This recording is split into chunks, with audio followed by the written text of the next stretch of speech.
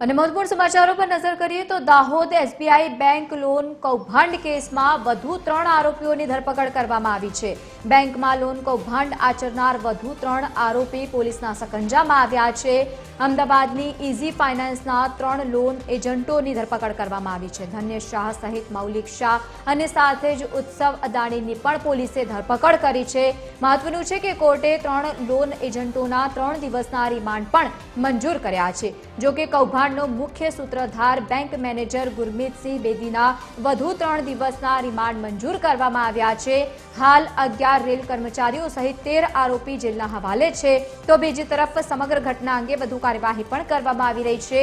આરોપીઓએ એસબીઆઈની બ્રાન્ચમાંથી ₹5.57 કરોડનું લોન કૌભાંડ આચર્યું હતું।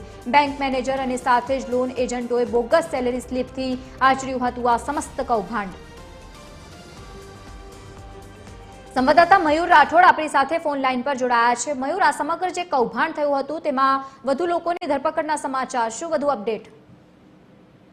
જે દાહોદની એસબીઆઈ મુખ્ય બ્રાન્ચ તેમજ સ્ટેશન રોડની બ્રાન્ચમાં 5.57 કરોડનું જે લોન કૌભાંડ સામે આવ્યું છે તેમાં પોલીસે વધુ 3 આરોપીઓની ધરપકડ કરી છે। આ ત્રણેય આરોપીઓ ઇઝી ફાઇનાન્સ નામે પોતાની ઓફિસ ખોલીને લોકોને લોન આપવાના બહાને છેતરપિંડી આચરતા હતા અને આ જે 3 આરોપીઓ છે, ધન્ય શાહ, મૌલિક શાહ અને ઉત્સવ અદાણી, આ ત્રણેય લોકો જે લોન મેળવનાર વ્યક્તિ છે તેમની બોગસ જે પગાર સ્લીપ અને અન્ય જે ડોક્યુમેન્ટ જે તૈયાર કરતા હતા અને તેના આધારે જે દાહોદના બંને બ્રાન્ચના મેનેજરો સાથે મળીને લોન જે કૌભાંડ આચરતા હતા। ત્યારે આ લોન કૌભાંડમાં ત્રણેય આરોપીઓને પોલીસે કોર્ટમાં રજૂ કર્યા હતા અને કોર્ટે આ ત્રણેય આરોપીઓના 3 દિવસના રિમાન્ડ મંજૂર કર્યા છે। સાથે જે મેનેજર છે, જે મુખ્ય સૂત્રધાર છે આ સમગ્ર લોન કૌભાંડનો, તેને પણ 2 દિવસના કોર્ટે રિમાન્ડ આપ્યા હતા। તે રિમાન્ડ પૂર્ણ થતા ત્યારે ફરીથી તેને કોર્ટમાં રજૂ કરતા પોલીસે